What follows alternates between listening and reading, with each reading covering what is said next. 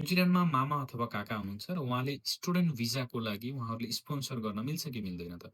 So of course मिल्छ। यदि न्युजिल्यान्डमा मामा काका हुनुहुन्छ अथवा आफ्नो दाइ दिदी हुनुहुन्छ भने उहाँहरूले स्टुडेन्ट भिजामा स्पोन्सर गर्न मिल्छ फाइनेन्सियली।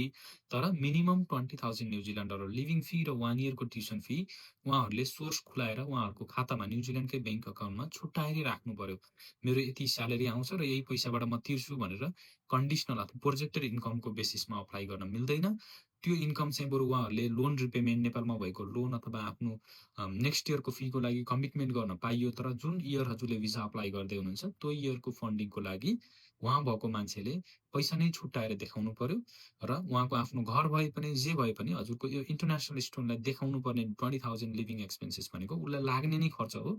सो त्यो अमाउन्ट जसरी पनि हजुरले सो गर्नै पर्ने हुन्छ। र यदि नेपालबाट हजुरले ट्युसन फिसको लागि, एजुकेसन लोन र लिभिङ फीको लागि चाहिँ आफ्नो उहाँ भएको मान्छेबाट सो गर्न सक्नुहुन्छ। तर नेपालमा भएको मामा काकाको इन्कम नेपालबाट न्युजिल्यान्ड अप्लाई गर्दा नर्मल्ली एक्सेप्ट हुँदैन।